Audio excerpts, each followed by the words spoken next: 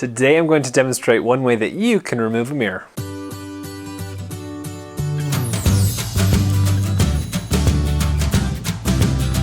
What's going on? Welcome to today's video. My name is Colton and today I'm going to be demonstrating one way that you can remove a mirror. Now the mirror that I'm removing is in a half bath. When the mirror is in a half bath, you normally have more space on the top and the sides in order to do what I'm about to demonstrate for you more easily. If you're removing a mirror that either spans wall to wall or it's in a master bath or somewhere where it's a little bit more confined, the same approach does work, but you're just going to need bigger, longer shims. Now keep in mind you are handling glass, so the edges of the mirror may be sharp. You might flex your mirror a little too much and it might crack and break. So please be cautious when you're removing a mirror, even though there's quite a bit of flexibility that they can withstand. All the tools I used for this video will be down below in the description, and the time that it took me to complete this project was probably about 10 minutes. So let's get started. Go to the mirror that you want to remove. Now this mirror had two brackets down at the bottom that was supporting all the weight, which means construction adhesive was the only thing holding the mirror to the wall. Look for any clips, brackets on the side of the mirror, top of the mirror, anything that might impede you from removing that mirror from the wall. Remove anything that could get in your way.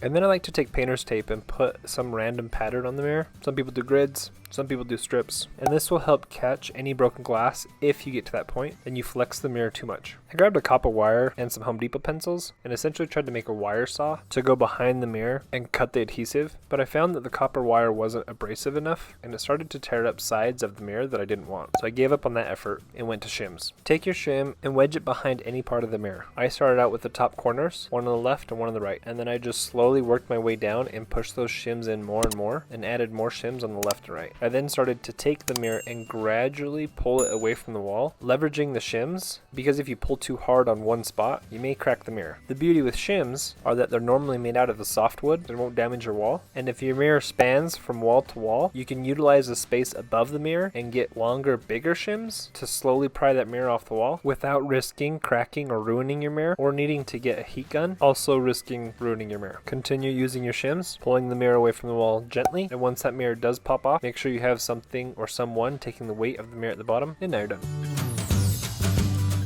Thank you so much for checking out today's video. If you liked what you just watched, consider subscribing and also hit that like button down below. And also if you want to see other how-to videos that I've completed in the past, go ahead and click this link right up here. If you want links to the products that I use in this video, you can also find those down below in the description. Thanks again for watching, and we'll see you next time.